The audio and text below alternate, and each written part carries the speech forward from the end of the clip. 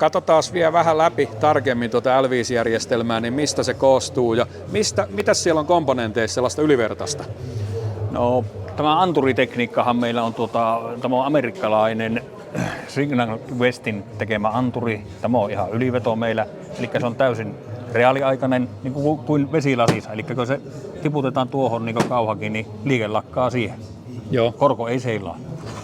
Tästä se tunnetaan. Tuo on meillä ylivertainen. Ja siitähän se lähtee se tarkkuus ja kaikki tuosta anturista. Kyllä. Ja sitten helppo käyttöisyys yleensäkin laitteessa, että niin yhdellä sormella näkymät muuttuu todella helposti käyttää ja sitten kahdella sormella suurenee kuvaa, voidaan liikuttaa taustakuvaa. 3 sormella se pyörii kolmiulotteisesti.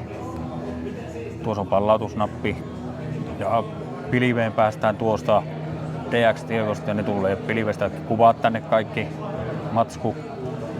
Ja sitten lataa 3D-mallit, ne on täällä ja nämä kaikki pystyy olemaan päällä ja niillä pystytään ajaa yhtä aikaa. Ja sitten täällä yläpalikko, nämä palakkien näkymätkin pystytään muuttaa sivuttain liikuttelemalla ja tänne pystytään sitten vaihtamaan mikä haluaa, että näkyy tuolla. Esimerkiksi otetaan tuo bullseye-tähtäin ja tehty, niin nyt siellä on se tuo. Siitä pystyy muokkaamaan näitä valikoita, mikä haluaa. Yleensähän se on tuo leikkaa tätä vaseen ja se on nyt siellä. Eli tosiaan niin kuin hyvin selkeät nämä symbolit ja yksinkertainen. Kyllä. Eli jos iPhonea osaa käyttää, mikä on tosi helppo, niin onko tämä L5 vielä vähän helpompi? On. Tämä on niin todellakin. Ja sittenhän hyvä esimerkki, yksi urakoitsija tuolla niin maakunnissa, niin ruokatauot, niin se oli pannut tämän kaivuusovelluksen päältä pois ja täällä se katsoi peliä sitten ja teki tuommoisia tieturvakursseja tauolla. Eli siinä pystyy tekemään paljon muutakin. Niin, kyllä.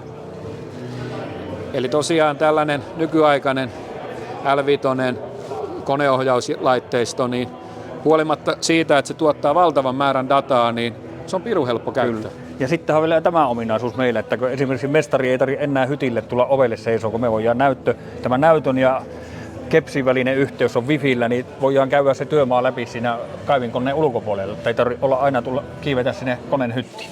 Eli se näyttö lähtee siitä nätisti telakasta lähtee tämä näyttö, niin muuta kuin napsautetaan ja pois. Ja sitten takaisin. Niin.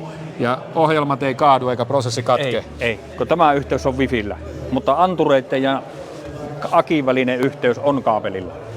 Eli tosiaan ne, ketkä ei tänne Kuopion konepäiville ehtinyt, niin L5 Navigation löytyy varmaan keväällä sitten kaikista kissaristiäisistä. Kyllä. Niin tulkaa katsoa, kuinka helppo tämä on. Ja sittenhän meillä on tämmöinen verkkokauppa nykyään Geofixi, josta pystyy tilaamaan tulevaisuudessa kaikkia tavaraa. Eli tosiaan palvelu paranee ja homma pelaa. Vielä yksi juttu tähän loppuun. Meillähän on näitä tukiasemia ympäri Suomen jo suurissa kaupungeissa.